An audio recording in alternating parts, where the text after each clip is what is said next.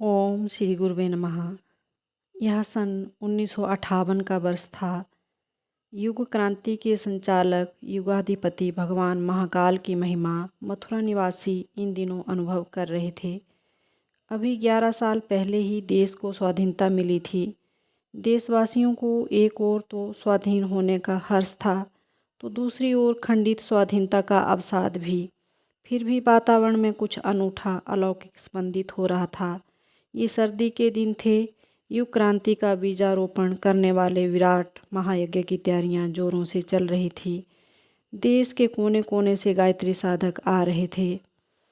जब इस सहस्र कुंडीय महायज्ञ को प्रारंभ होने में कुछ ही दिन बचे, तब युग ऋषि आचार्य जी से उनके एक निकट सहयोगी बद्री प्रसाद पहाड़िया ने कहा, गुरुदेव, यज्ञ की तैयारियां लगभग पूरी हो चुकी हैं। सारी व्यवस्थाएं सुचारू हैं। सभी लोग अपने अपने दायित्व निभा रहे हैं। ऐसे में अब मेरे लिए क्या आदेश है। पहाड़िया जी पर गुरुदेव का आत्मीय प्रेम था। ये बांदा उत्तर प्रदेश के रहने वाले थे। बाद के दिनों में ये शांति कुंज में रहे। जीवन के अंतिम वर्ष उन्होंने यहीं बिताए। उनके प्रश्न को सुनकर गुरुदेव पहले तो गंभीर हुए, फिर हल्के से मुस्कुराए और बोले, अच्छा, मैं तुम्हें इस यज्ञ की व्यवस्था का सबसे महत्वपूर्ण दायित्व सौंपता हूँ। इसे बड़ी जिम्मेदारी से निभाना और शिकायत का कोई मौका ना देना। आप आज्ञा दीजिए गुरुदेव, मैं जी जान लगा दूंगा। लेकिन काम क्या है? पहाड़िया जी की इस बात के उत्तर में गुरुजी बोले, काम है अति विशिष्ट जनों के स्वागत का, उनकी देख रेख करने, उन्हें भोजन कराने का। मैं यह काम बड़ी आसानी से कर लूँगा, आपको कोई शिकायत ना होगी। उनकी इस बात पर गुरुदेव बोले, पहले यह तो पूछ लो, ये अति विशिष्ट व्यक्ति कौन है? गुरुदेव की इस बात पर पहाड़िया जी सोचने लगे। कोई केंद्रीय या प्रांतीय मंत्री अथवा कोई वरिष्ठ प्रशासनिक अधिकारी होंगे। अभी वे कुछ और आगे सोच पाते, इसके पहले उनके विचारों की कड़ियों को तोड़ते हुए आचार्य जी ने कहा, मेरे लिए मंत्री या अधिकारी विशिष्ट या महत्वपूर्ण नहीं है। मेरे लिए महत्वपूर्ण एवं विशिष्ट तो हिमालय में रहकर मानवता के हित के लिए निरंतर तप निरत रहने वाली ऋषि सत्ताएँ हैं।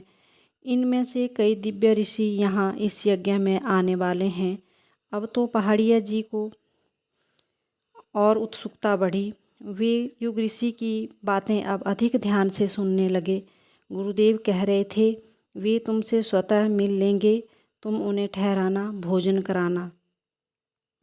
वे जिस पत्तल में भोजन करें उसे कहीं इधर उधर मत फेंकना, बल्कि धरती में कहीं गड्ढा खोदकर गाड़ देना। आचार्य जी की बातों ने पहाड़िया जी को अधिक सतर्क कर दिया, साथ ही उनकी उत्सुकता व जिज्ञासा भी बढ़ा दी। यज्ञ के पहले दिन ही प्रातःकाल जब पहाड़िया जी यमुना के तट पर भ्रमण कर रहे थे, तभी 5 दीर्घकाय व्यक्ति उनके सामने अचानक आ गए। पहाड़िया जी समझ भी ना पाए कि ये कहाँ, किस ओर से अचानक कैसे आ गए। इन्हें देखने पर लगता था कि इनकी लंबाई 8 फीट या इससे कुछ अधिक ही होगी। इनसे कुछ 3 तो दिगंबर थे, 2 ने कटी पर मात्र कौपीन पहन रखी थी। इन 5 में 2 गौर वर्ण के थे, 3 का रंग थोड़ा सांवला था, पर सभी की जटाएं लंबी थी, चेहरे पर दाढ़ी बड़ी थी और उन सब की आँखें तो जैसे दोपहर का सूर्य ही हो। पहाड़िया जी ने उनकी ओर एक नज़र देखकर अपनी पलकें झपका लीं। बस उनके कानों में एक व्यक्ति के शब्द पड़े, अरे पहाड़िया जी, तुम परेशान ना हो। आचार्य जी ने तुम्हें हम सबके बारे में पहले ही बता रखा है। तुम तो हमें सारी यज्ञ भूमि के दर्शन कराओ। यह बात सुनकर पहाड़िया जी को होश आया। उन्होंने सभी को साष्टांग प्रणाम किया और सबके साथ साथ चल दिए। वे उनके साथ यज्ञ समारोह के सभी 3 दिन रहे। उनकी उसी रीति से व्यवस्था की जैसा कि उनसे कहा गया था। अब अंतिम दिन आ गया। अब इन अलौकिक महापुरुषों को विदा होना था। पहाड़िया जी के मन में अनेक सवाल थे, पर ना पूछने का बंधन भी था। उनकी यह बेचैनी इन अंतर्यामी दिव्य महर्षियों से छिपी ना रही।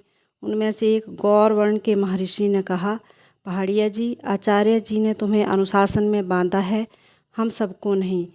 हम तुम्हारी जिज्ञासाओं का शमन समाधान किए देते हैं। पहली बात, आचार्य जी जिन महाकाल की बात करते हैं वह उनसे भिन्न कोई अन्य सत्ता नहीं है। प्रकट रूप में जिन्हें संसार युग ऋषि पंडित श्री राम शर्मा के रूप में जानता है, वही अदृश्य व सर्वव्यापी स्वरूप में महेश्वर महाकाल हैं। युग परिवर्तन इन्हीं का सुनिश्चित संकल्प है। यह महायज्ञ उनके द्वारा की जाने वाली युग क्रांति का प्रथम उद्घोष है। इस यज्ञ का स्थूल स्वरूप जितना व्यापक है उससे हजारों गुना व्यापक इसका सूक्ष्म स्वरूप है, जिसके प्रभाव और परिणाम केवल इस सदी में ही नहीं अगली पूरी 21वीं सदी में आते रहेंगे। अपने कार्य का थोड़ा सा हिस्सा आचार्य जी अपने इस वर्तमान शरीर में रहकर करेंगे, बाकी बचा हुआ संपूर्ण कार्य वे शरीर छोड़ने के बाद करेंगे। उनके ना रहने पर क्रांतियों एवं परिवर्तनों की बाढ़ सी आ जाएगी।